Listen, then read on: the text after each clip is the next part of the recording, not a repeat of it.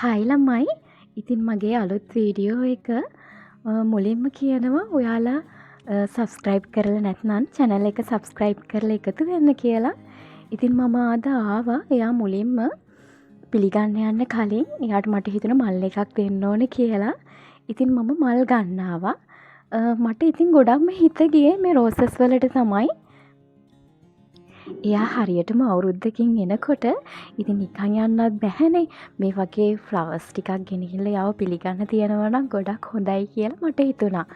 ඒක නිසා ඉතින් මම ලස්සනම මල් තියෙන තැනකින් තමයි ගත්තේ. අන්තිමට ඉතින් මුලින්ම අත තියලා ගත්ත රෝසස් ටිකම අරගෙන ගෙදර ආවා. ඊට පස්සේ ඉතින් අපි පිටත් වුණා උදේ පාන්දරම එයාව එයාපෝට් එකකින් ගන්න.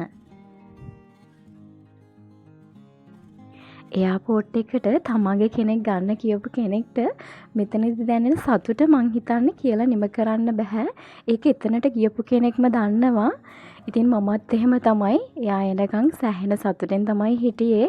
ඇත්තටම නොවිසිල්ලක් තමයි තියෙන්නේ මෙතෙන්ට ගියාම. අපිට උදේ පාන්දර තමයි එයාව ගන්න තිබ්බේ එයාපෝට් එකෙන්.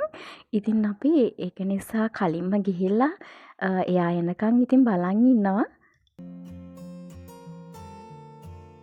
මං හිතන්නේ එකපාරට ඒ රෝසස් වලට හිත ගියේම මගේ ඇඳුම් වලටත් ඒක මැච් වෙන නිසා වෙන්නේ නැති. මොකද ඔයාලා හිතන්නේ? ඔන්න කොහොම හරි ඉතින් බලන් ඉඳලා එයා ආවා.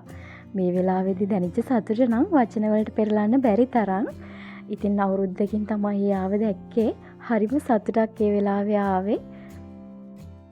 එයා හදිස්සියෙම ලංකාවට ආවේ මොකද කියලා අපි ඉස්සරහ වීඩියෝස් වලින් බලමු. ඉතින් ඔයාලත් මගේ වීඩියෝස් නරඹන්න කැමති නම් channel එක subscribe කරලා එකතු වෙන්න කියලා ආදරෙන් ඉල්ලනවා.